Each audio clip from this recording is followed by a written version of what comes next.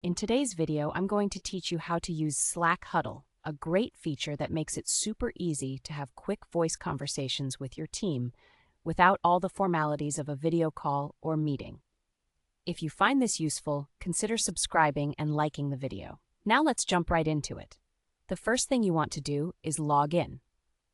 Open your preferred web browser, navigate to the Slack website, and then log into your workspace dashboard. You should see your team channels and direct messages pop up right away. If you're new to Slack, this is the central hub where all your conversations will take place. Once you're logged in, it's time to select a channel or a direct message, often referred to as DM. Navigate to the specific channel or direct message that includes the team members you want to talk with. Keep in mind that Huddle can be used in both public and private channels, as well as in direct messages, so choose the space that's best suited for your discussion.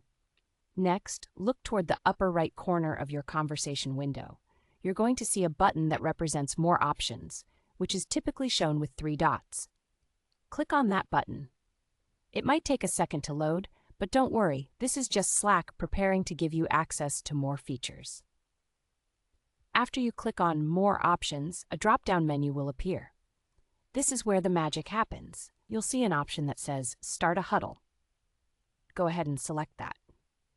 As soon as you click it, Slack will instantly launch a live voice session. It's a bit like a group phone call. Anyone in that channel or direct message can join you, making it an excellent way to brainstorm ideas or resolve quick issues in real time. As people join the huddle, you'll see their names light up, and you'll be able to hear each other speak. Keep the conversation in the spirit of collaboration. It's casual and not meant to be a formal meeting space, so feel free to talk openly.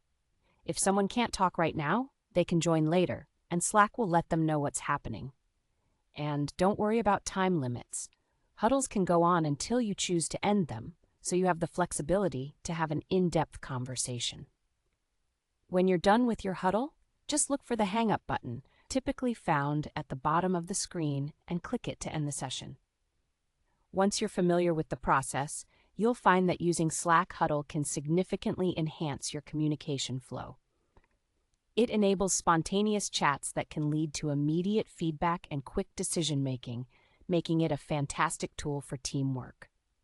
So whether you need a quick check-in or a collaborative brainstorming session, Slack Huddle is a powerful feature worth utilizing. Thanks for watching, and I hope you found this guide helpful. Don't forget to subscribe and like the video for more